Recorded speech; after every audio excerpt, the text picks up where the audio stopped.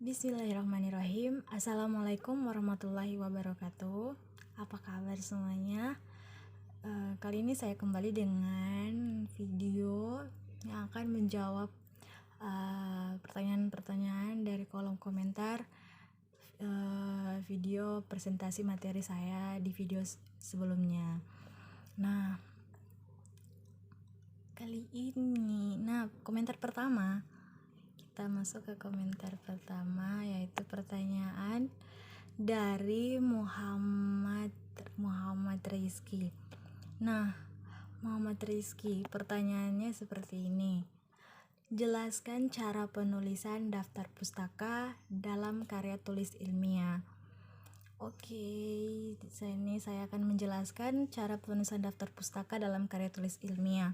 Nah, yang pertama adalah penulisan nama pengarang. Nah, dalam urutan penulisan nama pengarang ini harus diurutkan sesuai dengan alfabetis tanpa menggunakan bullet maupun numbering di depannya, atau tanpa menggunakan nomor di depan huruf. Nah, yaitu urutan rangkaian huruf dari A hingga Z.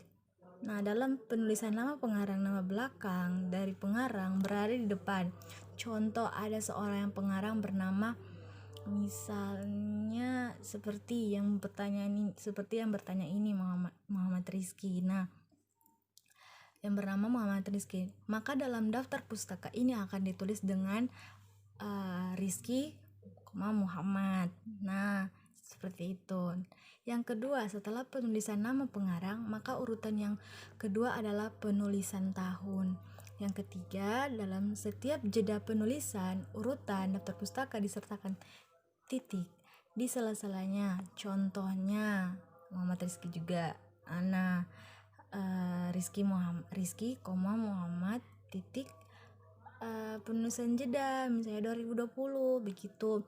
Nah, yang keempat, setelah penulisan tahun terbit, maka langkah selanjutnya adalah penulisan judul karangan. Yang perlu diingat dalam penulisan judul karangan adalah tulisannya yang menggunakan huruf italik atau cetak miring. Yang kelima, langkah selanjutnya setelah menulis judul karangan, maka urutan selanjutnya adalah menulis kota terbit seperti Manado. Penulisan kota penerbit diikuti dengan tanda titik 2 setelahnya. Nah, yang keenam, yang terakhir adalah penulisan nama penerbit dari karangan tersebut. Yang ketujuh, dalam penulisan daftar pustaka yang baik dan benar, apabila penulisan daftar pustaka lebih dari satu baris, maka pada baris kedua ditulis agak menjorok ke dalam. Oke, sekian dari pertanyaan Muhammad Rizky dari kelas H1A. Terima kasih. Oke, kita lanjut ke pertanyaan kedua dari Pedro Muhammad Arfi Gonibala dari kelas H1A. Nah, pertanyaannya seperti ini. Sebutkan dan jelaskan jenis-jenis karya ilmiah. Nah, jenis-jenis karya ilmiah memiliki beberapa. Yang paling banyak diterbitkan oleh manusia, oleh orang-orang adalah yang pertama makalah. Nah, di sini dia bertanya dan juga menjelaskan. Jadi di sini saya akan menjelaskan beberapa sedikit. Nah, yang pertama makalah. Nah, makalah ialah karya ilmiah yang menyajikan sebuah masalah yang penyelesaiannya mengandalkan berbagai macam data yang ada di lapangan. Nah, karya ilmiah ini bersifat empiris dan juga objektif dalam penyajiannya. Makalah biasanya dipresentasikan dalam sebuah kegiatan seminar. Yang kedua ada artikel. Nah, dalam artikel ini dalam konteks jurnalistik. Nah, artinya karya ilmiah artikel merupakan karya ilmiah yang membuat pendapat subjektif. Nah, pembuatannya mengenai sebuah peristiwa ataupun masalah tertentu. Sedangkan jika dipandang dari sudut pandang ilmiah, artikel dapat diartikan sebagai karya tulis yang sengaja dirancang untuk dimuat dalam jurnal jurnal ataupun kumpulan artikel yang dibuat dengan memperhatikan kaidah penulisan ilmiah dan mengikuti pedoman ilmiah yang berlaku. Selanjutnya yang ketiga, skripsi. Nah, skripsi merupakan karya ilmiah yang dibuat oleh mahasiswa untuk bisa mendapatkan gelar sarjana seperti S1, S2. Nah, skripsi memuat tulisan berisi pendapat penulis dengan mengacu ataupun berdasarkan teori yang telah diterbitkan sebelumnya. Nah, yang keempat, kertas kerja. Kertas kerja atau work paper pada dasarnya sama dengan makalah, namun dibuat dengan analisis yang lebih mendalam dan tajam serta dipresentasikan pada seminar atau loka karya yang biasanya dihadiri oleh ilmuwan. Yang kelima, paper.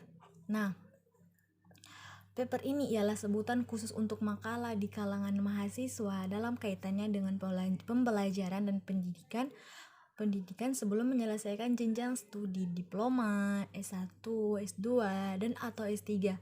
Nah, sistematika penulisannya pun sama dengan artikel dan makalah, tergantung pada panduan yang berlaku di perguruan tinggi yang bersangkutan. Nah, selanjutnya yang keenam. Ini adalah tesis. Tesis ialah karya tulis ilmiah mahasiswa untuk menyelesaikan program studi S2 atau pasca sarjana yang bersifat lebih mendalam dibandingkan dengan skripsi. Nah, tesis ini mengungkapkan pengetahuan baru yang didapat dari penelitian yang dilakukan individu yang bersangkutan. Next. Ketujuh, disertasi. Nah, disertasi ini atau PhD, tesis, diperuntukkan bagi mahasiswa program S3 atau meraih gelar doktor. Nah, yang mengemukakan disertasi ini yang mengemukakan analisis yang dapat dibuktikan oleh penulis berdasarkan dengan data dan fakta yang sahih atau valid dengan analisis yang terinci. Nah, disertasi ini berisi suatu temuan penulis sendiri yang berupa temuan orisinal. Sekian dari pertanyaan oleh Pedro. Terima kasih. Kita lanjut ke pertanyaan selanjutnya, yaitu dari Muhammad Rizal Umar. Nah, pertanyaannya adalah apa arti rasional yang terdapat dalam ciri kebahasaan karya ilmiah? Nah, arti rasional dalam ciri kebahasaan karya ilmiah adalah bahasa yang digunakan dalam penulisan karya ilmiah harus dapat dipahami secara logika semua pihak yang membacanya, alias tidak dikarang-karang atau hanya dapat dipahami oleh sang penulis karya ilmiah. Dimengerti. Sekian dari pertanyaan Muhammad Rizal Umar. Kita lanjut ke pertanyaan dari Aprilandi Limbanadi dan juga Ridho Napu dari kelas S1A. Nah, pertanyaan mereka berdua itu sama. Jadi pertanyaannya adalah apa ini maksud dengan karya ilmiah populer? Seperti jawabannya adalah pertanyaan dari mereka saya akan jawab. Pertanyaannya adalah karya ilmiah ialah dari pemaparan pertanyaannya dapat disimpulkan bahwa karya ilmiah adalah karya tulis yang berpegangan kepada standar ilmiah tetapi ditampilkan dengan bahasa umum yang mudah dipahami oleh masyarakat awam dan layout yang menarik sehingga masyarakat lebih tertarik untuk membacanya. Seperti itu. Kita lanjut. Sekian dari pertanyaan mereka berdua. Terima kasih sudah bertanya. Lanjut ke saudari Makfira Bututie dari kelas H1A. Nah, pertanyaannya adalah apa yang dimaksud dengan sitasi? Saya akan menjawab. Jadi, sitasi ialah cara kita memberitahu pembaca bahwa bagian-bagian tertentu dari tulisan kita berasal dari sumber yang ditulis penulis lain. Nah, tujuannya adalah dilakukannya untuk menjunjung kejujuran akademi atau intelektual dan menghindari plagiarisme. Dan seperti itu terima kasih saudari sudah bertanya. Saya lanjut ke pertanyaan selanjutnya, yaitu dari saudara Syahril Nur Setiaji. Pertanyaannya seperti ini, metode apa dari Syahril Nursetia dari kelas 1A.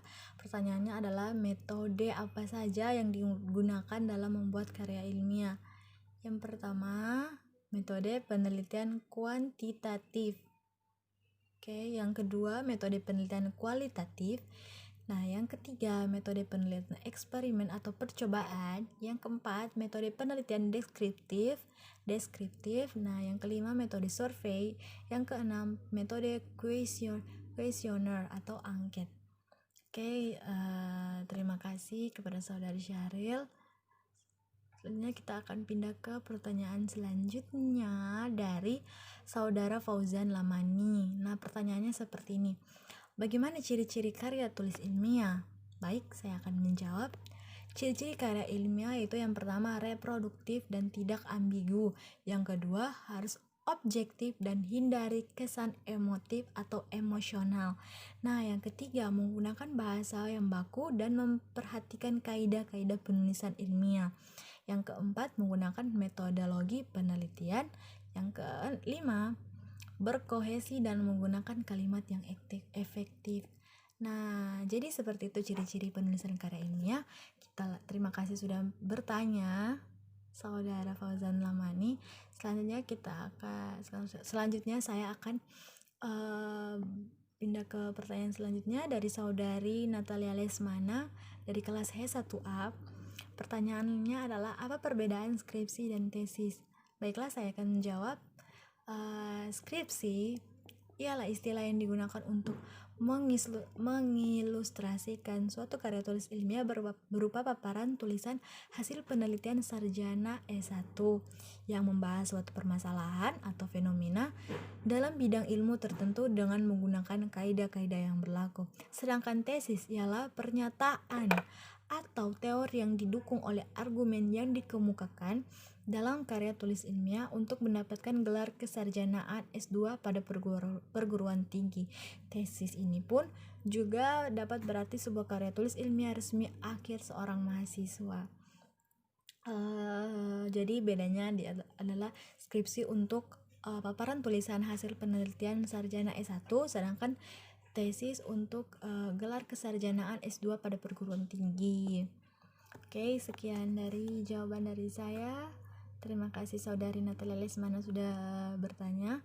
Selanjutnya kita masuk ke pertanyaan selanjutnya dari saudari Jessica Ratnasari. Nah, pertanyaannya adalah apa tujuan penulisan karya ilmiah? Oke, saya akan menjawab. Tujuan dari penulisan karya ilmiah adalah sebagai sarana melatih dan mengungkapkan pemikiran dalam bentuk tulisan yang sistematis dan metodologis. Oke, terima kasih. Sekian dari jawaban saya. Terima kasih kepada saudari Jessica Ratnasari. Kita masuk ke pertanyaan selanjutnya dari saudara Abdul Aziz Mamonto. Nah, pertanyaan seperti ini. Apa tujuan kita membuat karya tulis ilmiah seperti ini? Oke, saya akan menjawab. Nah, tujuannya adalah sebagai wahana, sama seperti Jessica tadi, tapi saya juga akan menjawab tujuannya adalah sebagai wahana atau tantangan untuk melatih ide tersurat atau hasil penelitian dalam bentuk karya ilmiah yang sistematis dan metodologis. Nah, melatih keterampilan dasar untuk melakukan penelitian karya ilmiah. Terima kasih kepada saudara Abdul Aziz Mamonto yang sudah bertanya. Selanjutnya kita masuk ke pertanyaan selanjutnya dari saudara Anugrah Putra Pradana Brian Moko Ago. Oke, pertanyaannya seperti ini. Jelaskan langkah-langkah penulisan karya ilmiah. Nah, baiklah, saya akan menjawab. Langkah-langkah karya ilmiah yang pertama memiliki topik dan tema. Di sini dia bertanya, jelaskan langkah-langkah. Baiklah, saya akan menjelaskan. Yang pertama, memilih topik dan tema. Nah, pastikan kalian semua sudah tahu topik itu apa. Topik itu adalah inti dari penulisan dengan hal yang dibicarakan.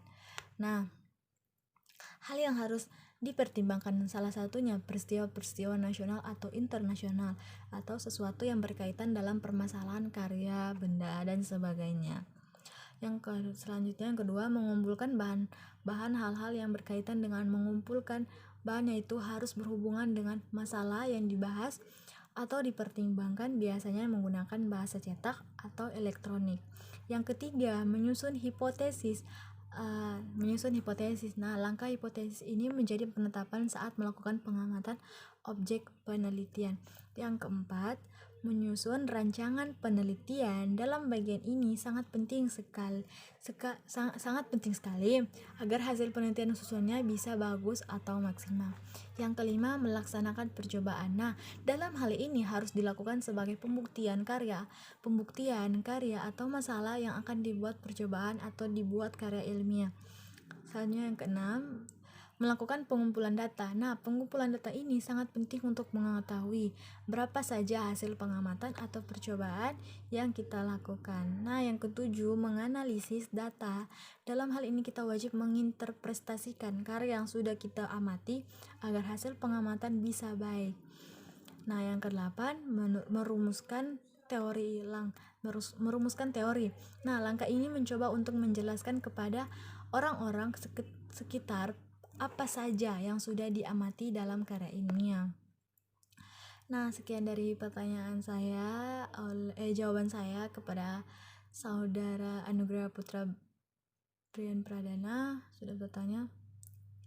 Oke, kita lanjut ke pertanyaan selanjutnya dari Saudara Febriansyah Muhammad. Nah, dari kelas H1A, terima kasih sudah bertanya.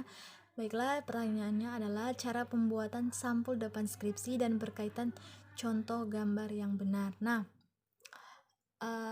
cara penulisan. Nah, yang pertama, sampul depan proposal skripsi yang pertama mencangkup judul. Nah, selanjutnya ungkapan atau skripsi diajukan untuk diseminarkan dalam sidang proposal skripsi dalam program studi. Misalnya saya kan program studi hukum ekonomi syariah, terus nama terus selanjutnya pada IAIN Manado. Terus kemudian di bawahnya terdapat logo IAIN Manado, nama penulis dengan menyebutkan NIM, misalnya saya Siti Nurharit Sarinjab dengan NIM 2011235. Nah, di bawahnya ditulis tersusun dari mulai nama prodi, nama fakultas dan institut, agama Islam negeri Manado, tempat dan tahun pengajaran dengan penulisan angka tahun Hijriah dan Masehi. Contohnya saya pertama mencakup judul yaitu skripsi. Yang kedua terus baris selanjutnya ungkapan. Nah, ungkapan ini mencangkup skripsi diajukan untuk diseminarkan dalam sidang proposal skripsi dalam program studi. Misalnya saya dengan program studi hukum ekonomi syariah, skripsi diajukan untuk diseminarkan dalam sidang proposal skripsi dalam program studi hukum ekonomi syariah pada IAIN Manado. Nah, kemudian di bawahnya terdapat logo IAIN Manado. Terus selanjutnya nama penulis saya Siti Nurharit Sarinjab dengan menyebutkan NIM 2011235. Nah, di bawahnya ditulis dengan tersusun mulai dari nama prodi hukum ekonomi syariah, nama fakultas syariah, dan institut agama Islam negeri IAIN Manado. Nah, terus pengajuan dengan penulisan tahun pengajuan dengan menuliskan angka tahun yaitu 2020.